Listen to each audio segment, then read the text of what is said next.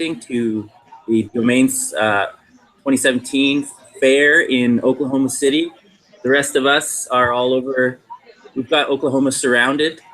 We're going to tell you in a second who we are and where we are, and then we're going to connect to the Domains fair in Oklahoma City with Cindy Richard and John Stewart. So my name is not virtually connecting as it says there. My name is Terry Richard, and I'm in Peterborough, Ontario. And so Clint, do you want to start us off? Sure. Hi, everybody from the west coast of Canada and Victoria, British Columbia. My name is Clint Lalonde, and I'm the manager of educational technologies for an organization called BC Campus. Ellen? Hi, Helen DeWard. I'm currently in London, Ontario, and I teach for the Faculty of Education in Cornelia, Ontario. Ian? Hey everybody, my name is Ian O'Byrne. I'm a faculty member at the College of Charleston and I work with pre-service teachers. Ken? Cam Bauer, I'm coming from Guadalajara, Mexico. Glad to be here. And Laura?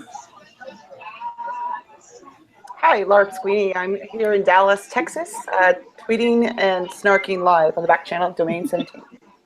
A lot of people got stuck in Dallas, Texas, Laura. Hey, some of them called me and they came and showed up, so I understand. Yeah, I welcome visitors. Patrice? Hi, Patrice Prosco. I'm in Ithaca, New York at Cornell University, and glad for V-Connecting so that we can see what's going on there.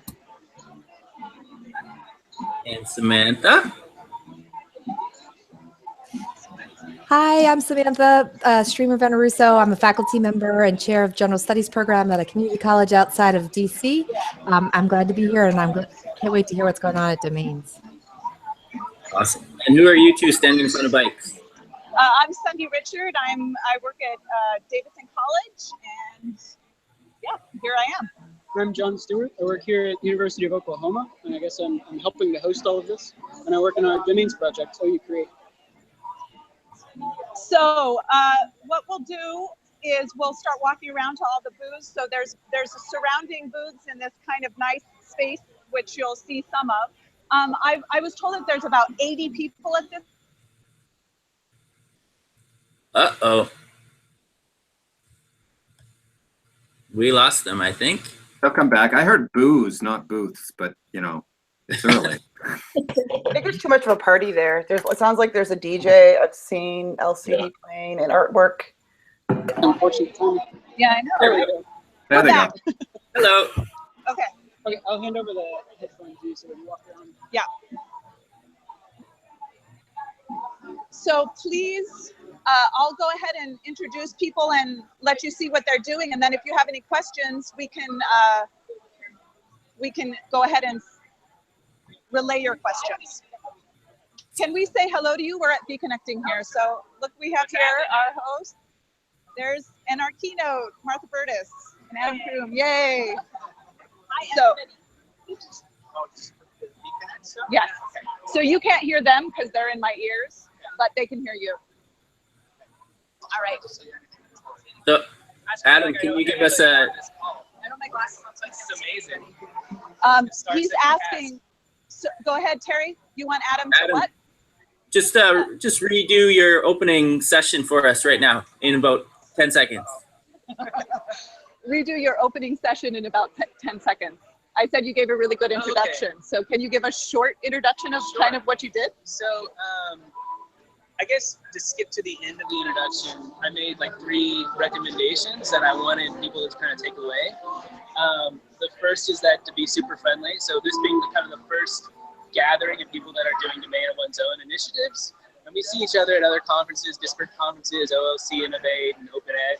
I want people to purposely take advantage of this opportunity to meet new people and not just to stay within their clique or their normal group of friends. And there are things that we're doing that we haven't actually announced here. We've talked about it a little bit online, but one thing is that we're gonna have dinners. We've already made reservations for 10 people at 10 different restaurants. So basically all dinner reservations already been made. So if been at a conference, you usually know that you go to a conference and on Twitter at some point during like around 5 p.m. someone says, let's all go here. And then you go there and end up waiting like 2 hours for a taco. Like what was it at Open Ed House? Something like that. And we you don't had get to in split up. or something, you know? Yeah. So we made like reservations ahead. And that's like one of the themes in which we're trying to do. The second recommendation that I made was to share widely and share enthusiastically. So as much as people can blog, reflect on what they're doing, share documents, share presentations, we're going to be doing DS106 radio casts of most sessions. So listen to DS106 radio. If you want to catch a lot of sessions that are going on, we're going to make a lot of this public as well. And then my third recommendation was inhabiting the space. And I'm sure you guys have heard, this is not a hotel conference center. This is actually a museum hotel. So it's a museum that's open 24/7, 365. It's a very open public space. It's not like your normal museum. It's definitely not like your normal hotel as well. And so I wanted people to kind of take that metaphor of inhabiting the space, taking advantage of the space, allowing themselves to be inspired by it, to move around it. If they want to take over rooms and have sort of unconference-like activities, feel free to do so. And then one recommendation that I made that I learned about 5 years ago was to skip a session. Like I actually encourage people, like, you know, there's a lot of programming, and I guess probably on average, every conference is probably over-programmed about 30%, right? Like you're exhausted. So I made the recommendation to skip a session probably tomorrow and just sit down and reflect and blog or have a conversation or leave and go grab a cup of coffee with someone. But like, you know, don't feel like you have to be within the programming. Like also be mindful that we're in a really cool space and it can be inspiring, and there's lots to do around this area that I think is worth taking advantage of. So. Awesome. That was good. Sound good? All right. Thank you, Adam. Thank you. I love you people. Hey, Patrice. Hey, Laura. Hey, Ken. They're all saying hi. Can we go this way first? Okay. So here's kind of a bird's eye. We're going to start on this end.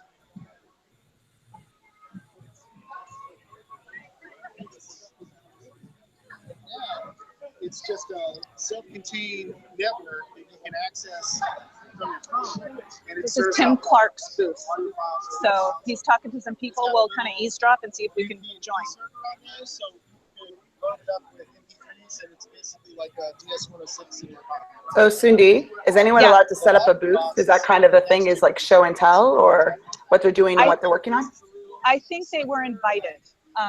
Is that right? They were invited to set up booths. People who are doing different kind of things. They tried to get a variety of things that were doing something on domains, yeah, right? Part of the submission, part of the idea with submissions was that you could submit to present here rather than in a normal session, so that you can get, you know, sort of like a poster fair, but more with the idea of kind of like at a music festival, or not a music festival, but when people have their crates of albums out, and you go around and see sort of what DJs are spinning or what people are into. And so the idea is these are crates of albums. What are these people into? What are they doing at their schools? How can we get into that too? So you can talk to anybody else you might. So do you know where Tim is from? Okay. Well, hopefully we'll get to talk to him here. Please. And then check the back page, because I'm giving some of this stuff away. If you have a message on the back that says you won, then you've won. If not, you have a magazine. So, and the other idea is, so that's sort of the fun of it, right? Yeah. But imagine that you maybe didn't want the world. Right. You wanted proximity. You wanted the people within 100 yards of this thing to engage with. Yeah. Well, that's also the idea. There's a bit of a gap between the web and you, but it's using the same technologies and employees, right? There's a web server. You can write your own web pages and serve them out, or you can build things with PHP. It's running PHP on there. So yeah, that's essentially it. Hey, Tim. We're here with Virtually Connecting. Hi, Virtually Connecting. Yeah. So where are you from? I'm from Muhlenberg College. Okay. Awesome. Yeah. And so what is this library box thing? So this is Jason Griffey's project. I'm only bringing one that I've built, but it's an inexpensive personal router that's been flashed and repurposed to serve content over a Wi-Fi connection. But you have to be within range of this. And then it just uses a USB drive to surf files. And those could be HTML files because it's running a little web server, or they could be media files, and it can stream those as well. So MP3s or video files. And the idea is, because there's this one in particular, I'll show you, it has a little battery. So the idea is that you can unplug it. In fact, I'll unplug it now. And all of your content lives on this USB drive, but I could put it in my pocket, and anyone within 50 or 60 yards of me would be able to access this. Okay. It also has a chat room. And, so that was the idea. It's based on an older project, the Pirate Box project. I also don't know those. But what I'm really interested in is, well, a lot of things, but a lot of the software that can run on these is exactly the same software that you'll find in the Installatron. A forum, a chat room, a content management system, a flat file CMS like Grab. Yeah. All of that stuff potentially could run just off of a box like this.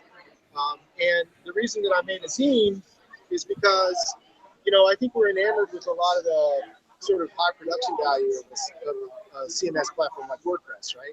There's tons of cool jQuery carousels and slideshows, but I sort of long for the tilde directory days of just sort of a stack of HTML files that I built. So, it's having a simplicity. Right, the simplicity, and these might not be able to support something as resource intensive as a really flashy WordPress site. But in the same way that I either want to limit the audience for something or just sort of strip it back down to basics, there's no reason why you couldn't have an incredible website just running off of one of these content devices. That's why I wanted to bring it to domains, because I think it's a perfect connection. The other thing is the community around this is the OpenWRT community. It's a way of flashing and installing an open source alternative to the proprietary software that runs these routers. And so you could work within the OpenWRT community to sort of work and specialize. That's what the Library Box does. You get these binary files that you upload and install, and those could conceivably include whatever will fit on the storage that's sort of shipped with on one of these chips, right? On the storage that ships with these routers. Okay. Does anyone have questions? That's super cool. That's super cool. Oh, good. All right. Thank you so much. Yeah. I'll come back to him if you have a question. Sure. So, and also please tweet at John with any questions. And that might be an easy way to kind of get those questions out there without having to interrupt. That's an awesome thought, Sunday, to try to get the... Behind all of this as we go along? More about the connections and the people behind it. Yeah, Okay. are you talking about this particular project or about the conference as a whole? William, that was a question for you. For Ian? Oh, sorry, Ian. I was saying the conference as a whole, but I definitely love the idea of the Pirate Box. I just want to know where I send my money. Okay.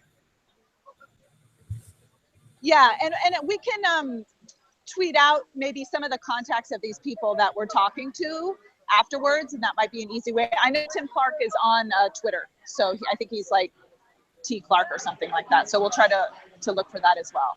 We could even update the blog post, Sunday, with some links to people after. Right now, and my knowledge of music isn't sufficient to answer that one, but I will find out. We'll also tweet out a playlist. Yeah, it's pretty. We'll take you to the music booth as well. I think that's pretty fun, and maybe, yeah. Okay, so this is pretty crowded. Where should we go next? Next one. I can give a quick overview of this next one. Awesome. From back here. So Cody Taylor on the left, and you can kind of see Jen on the right. Are sorry, if we flip the camera in a minute, are presenting from OU, and they are OER librarians primarily. And so they're talking about how domains can be used to help facilitate OER projects. We've seen this with Actual Ham's projects. I'm blanking on Actual Ham's actual name. Robin DeRosa. Yeah, projects. Just how you can use domains to put up websites, digital books, all of those kinds of things, and then navigating 5R open versus open pedagogy, which I'm sure they'll have some great conversations with Jim about while they're here. And anyway, yeah, some of my OU colleagues. Cody Taylor is also an emerging technologist for the library. So he splits his time between OER and then helping with web programming, with Arduino microcontrollers, those kinds of things. And so he's part of our makerspace. And so he's into making in a lot of different ways. And you know what? Because you know him, how about you take over and I'll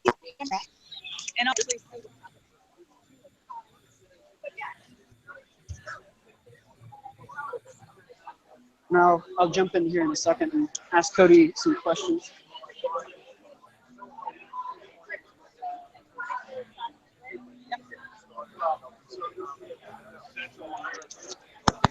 John, you know this guy's job better than I know my own job. Yeah, Cody actually was a student that I worked with a little bit as he was finishing undergrad, and we helped him build out some websites in our OU Create domain space. And then he was so good that the library just hired him about a year and a half ago. And so we've worked pretty closely together over the past 2 years, I guess. And then Jen Waller is not originally, but most recently from Miami of Ohio. And we brought her in about a year ago to be our head OER librarian. And so their main initiatives have been about OER grants, helping people transition from traditional textbooks to OER textbooks. But they do a lot of work with us on domains and with on campus.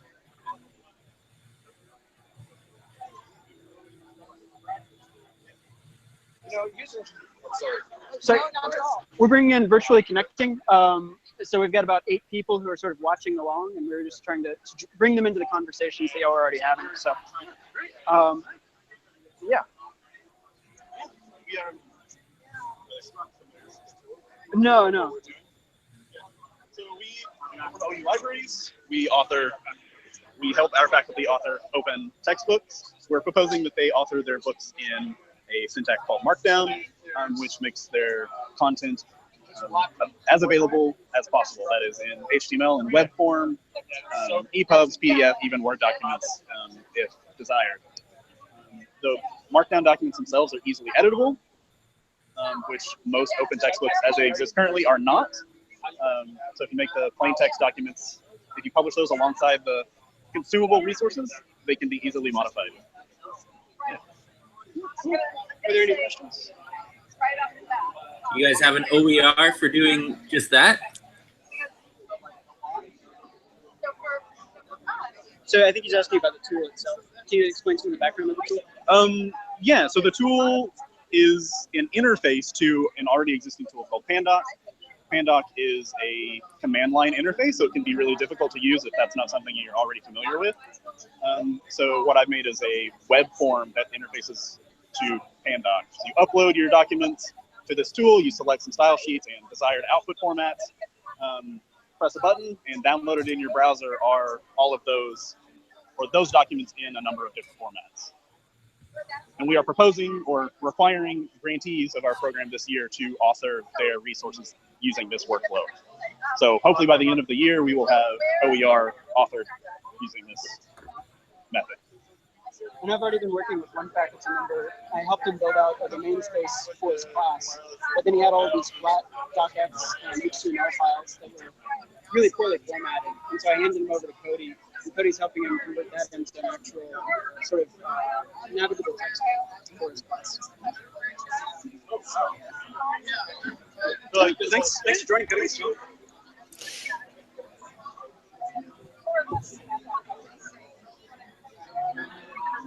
So we're heading on to the next booth, which I know far less about.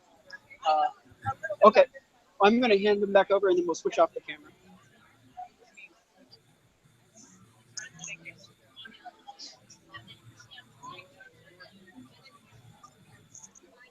Sorry, so the next booth is, many of you might know Laura Top. So they've put together a collection of digital storytelling about, I think it's about protests. And so it's a project that she's doing, and they have a little listening station set up here so that people can add to it now, and they're kind of showing people how they're doing this. So we can go in further and see if we can kind of, over here, sorry about that, over here, what they're talking about. Yeah, was it really dependent on a lack of Hi there. So this is virtually connecting people from all over, kind of jumping in here. You were obviously already talking about this, Laura. Can you tell us anything more about it? Okay, quick spiel. We are gathering protest stories, and at Muhlenberg College, students, faculty, staff went to the Women's March and Sister Marches in January, brought back to campus posters, ads, photos, and we got to thinking with the librarians, but it's part of our campus history. And so we're building a digital archive, and in the fall, in a course on documentary, archives, and activism, students are going to be first gathering oral histories with this listening station, this mobile listening station. We're going to put it on a wheelie cart and roam it around campus. Those stories are then going to be connected to the other digital artifacts and live in Shared Shelf Commons, which is a consortial archive, a platform for building archives. But the really cool thing is students using their own domains are going to be able to integrate with Shared Shelf Commons, pull those artifacts onto their own domains and create Omeka exhibits, multimodal compositions. We're going to build the archive together so that this history isn't lost. Awesome. Are there any questions?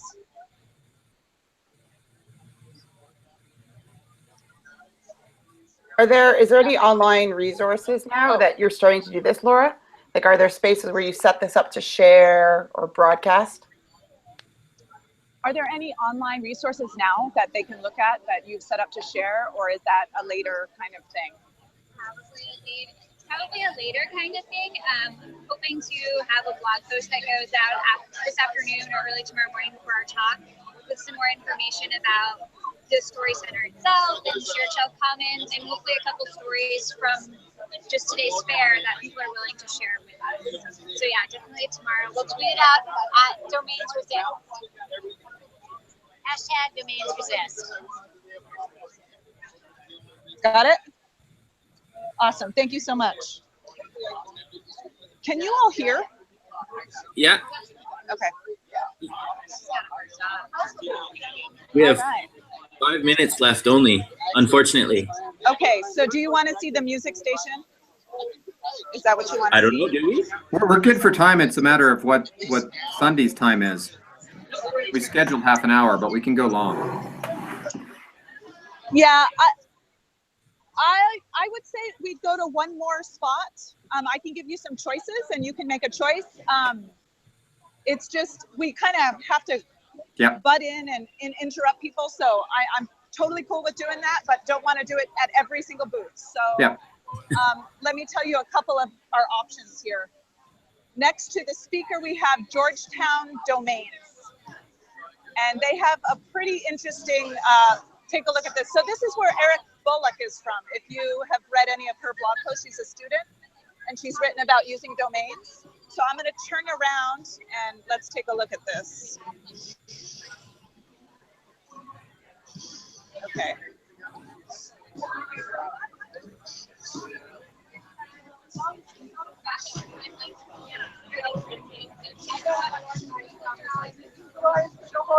Do you know anything about their projects? Yeah. Georgetown is pretty, I know Georgetown is really, yeah.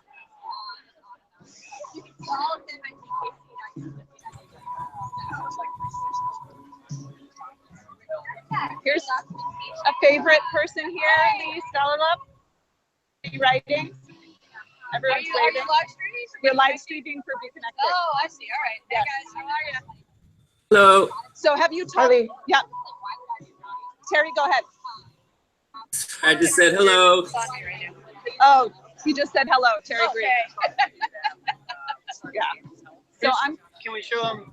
Yep. Yeah, those records are so cool.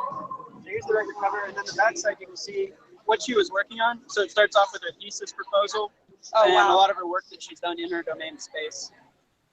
And she's both used the domains and then also helped them figure out how to design their domain space built around students. And so she's been sort of integral. Erica Bullock has been integral in helping them to think through how do you get the student voice integrally built into the domains project. I think Georgetown's been really conscious about that.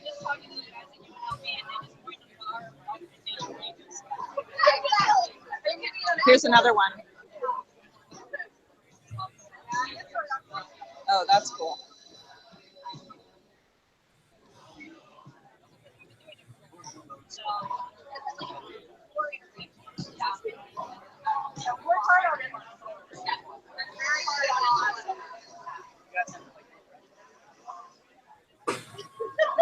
Do we have to?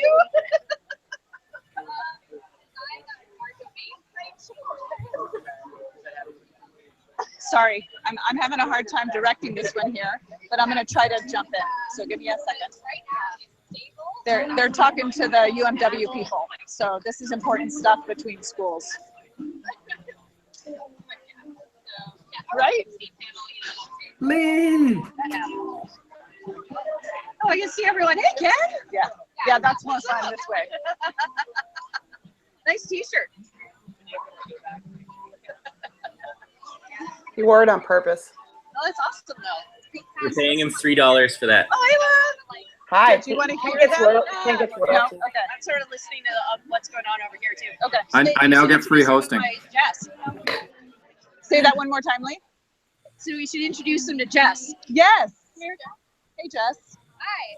This is Jess Reingold. She is my colleague at DTLT. She's amazing. Hey. Hi, Jess. There are a lot of you here. So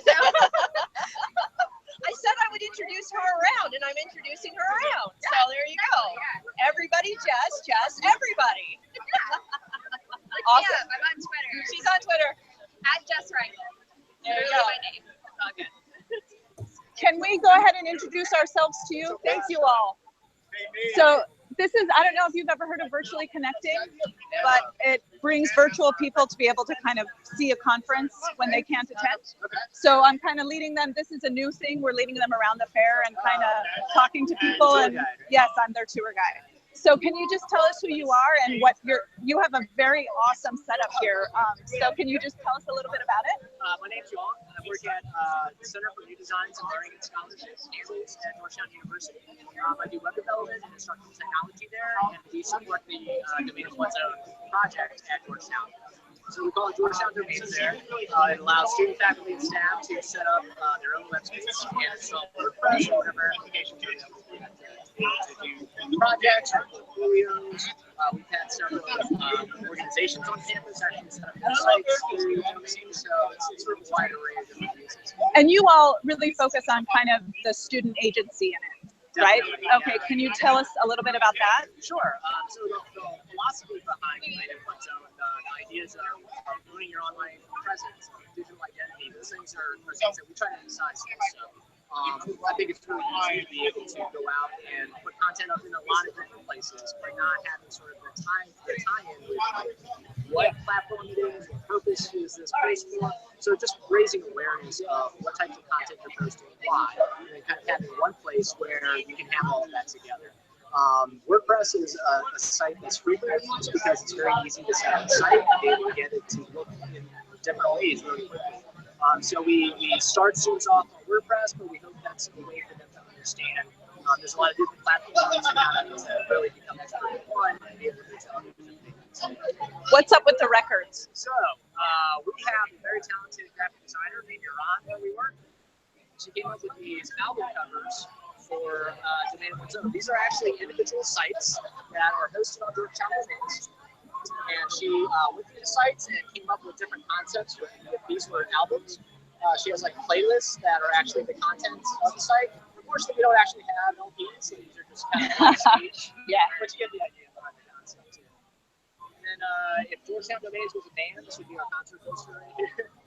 There's the concert poster. That's what that is. Yeah, so she did a great job. Like, we told her about the idea behind the record fair, which is that we wanted sort of an informal poster type session that wasn't a poster type session. So if they were going through a record store and looking up different things, like what would that experience be like?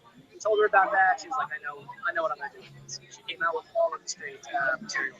Awesome. Thank you very much. Do you have any questions for him?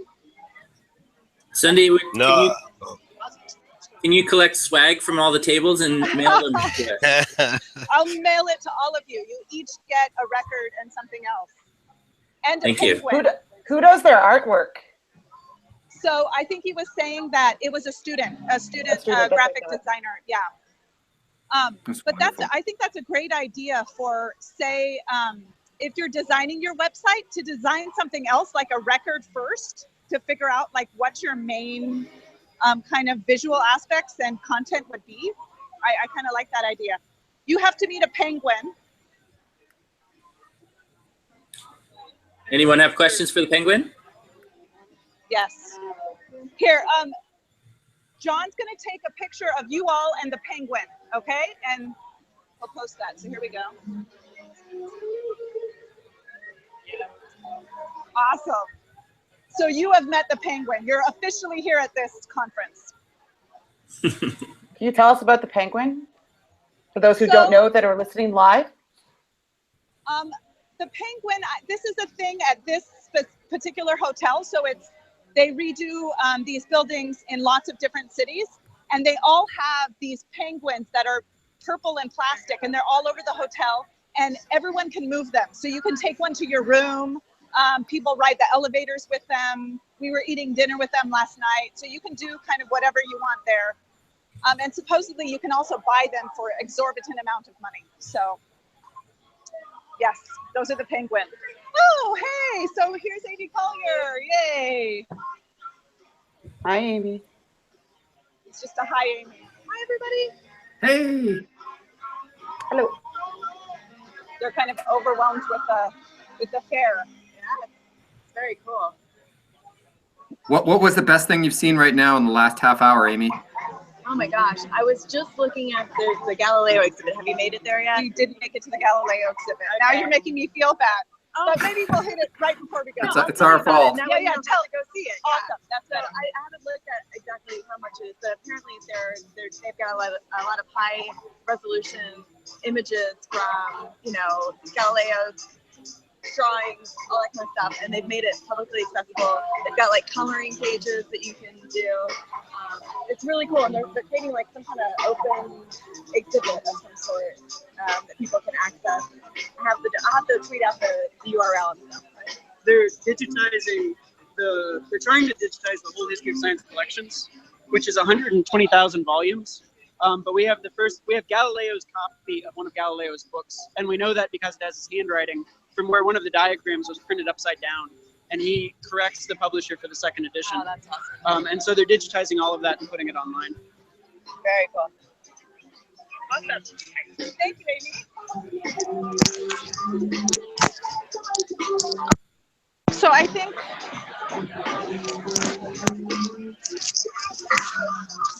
we'll let you wrap up, Cindy. Yeah, sorry about that technical difficulty. Thanks for joining us this morning.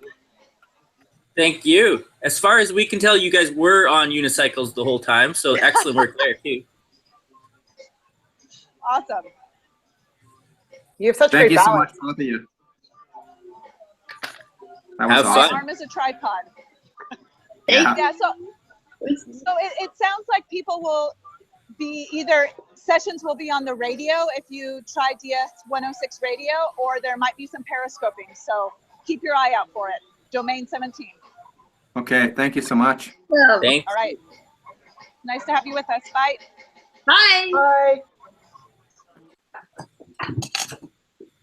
That was excellent. Yeah, that was great. I want to go. Well done, Terry. So Oh, thank we're in the post-show party now. So what's Usually we the, hang out when- for us. when do Usually I we hang out stop? as long as we want. I'll need to bring up the other stream at 10:30 Okay. because we have an 11 o'clock. But yeah, that worked really well. Sunday did something similar back in New Orleans, but the network wasn't great. And I think just her experience doing it that one time really helped figure out how to do the communication part this one. There wasn't an actual live performance in the background of this one too, which helped, I think. Right. There was that as well. The other one that was difficult with her was, I think, was on-site people were also walking around with a video camera recording what they were doing. So she was trying to like please two masters at the same time, which I think kind of divided her focus, but this is great. That worked really well. I like that. Probably having John as well helped for sure. Mm-hmm. Mm-hmm. Hey, Autumn, you're here for the post-show party. I'm here for the post-show party. How y'all doing? Excellent. That went really well. I thought so. I was only able to kind of watch it while I had some other stuff that was going on. I definitely wouldn't have been able to participate, but I just wanted to pop in and say hi because it looked like you guys were having a lot of fun. And I know we all wish we were there at Domain, so. For sure. It was fun. I think it worked well. I think Sunday and John did an excellent job. Absolutely. Yeah, that's going to be hard. Her arm's sore from being, the Sunday tripod. She's doing this the whole time, right? Yeah, she got a workout. It's going to be a different kind of selfie stick. It's going to be a selfie video stick that you can like a shoulder mount or to your body. Exactly, a GoPro, a GoPro mount or something. Maybe on your forehead. Yeah, it reminds me of following my kids around for videos, but now I just give them the camera. Broadcasting? Yeah, I think we can cut off the signal. Thanks for watching, anybody. Bye. Bye. Thanks for hosting. See y'all later.